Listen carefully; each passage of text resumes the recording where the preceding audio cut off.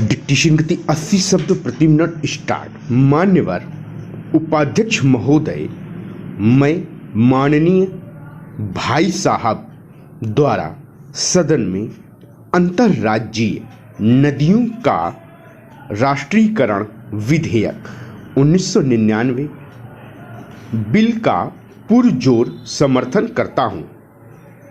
यह अत्यंत खेद का विषय है कि स्वाधीनता के लगभग 63 वर्षों के बाद भी हमने राष्ट्र के अंदर राष्ट्रीय जल नीति तो कहने के लिए बना ली, जल को राष्ट्रीय संपत्ति भी कहने को मानने लगे।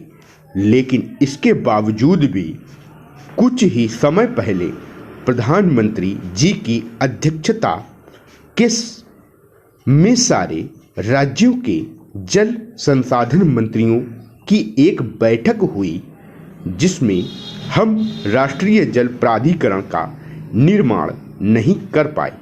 इससे बढ़कर विडंबना और क्या हो सकती है। जल परमपिता परमात्मा की देन है। हमारे यहाँ शास्त्रों में भी जल के बारे में बहुत कहा गया है। जल ही ईश्वर है, जल ही जीवन है।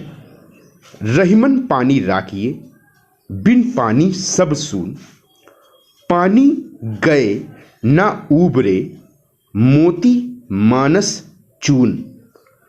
जल की हमेशा रक्षा होनी चाहिए। उर्दू में आबरू शब्द आता है। आब के मायने चमक, और आब से जल बना तो संसार की सब भाषाओं के अंदर, सब देशों के अंदर जल को अत्यधिक महत्व प्रदान किया गया है।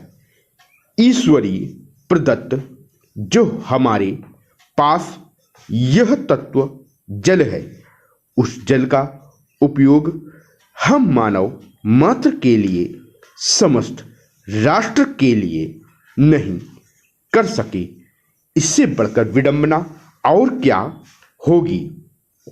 इसलिए मैं आपके माध्यम से कहना चाहता हूं कि वैको साहब द्वारा जिस भावना से यह बिल प्रस्तुत किया गया है, उसका पुरजोर समर्थन करता हूं और कहना चाहता हूं कि जो नदी एक राज्य में नहीं बल्कि एक से अधिक राज्यों में बहकर जाती है, उस नदी के पानी को राष्ट्रीय संपत्ति माना जाना चाहिए और उसका नियंत्रण केंद्रीय सरकार के अधीन चाहिए, ताकि उस जल का समुचित उपयोग हो सके।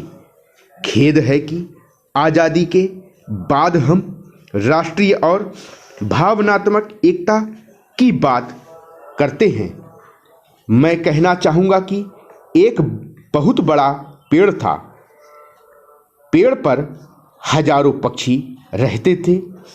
एक नादान व्यक्ति वहाँ से गुजर रहा था और उसके हाथ में मिट्टी के तेल का पीपा था।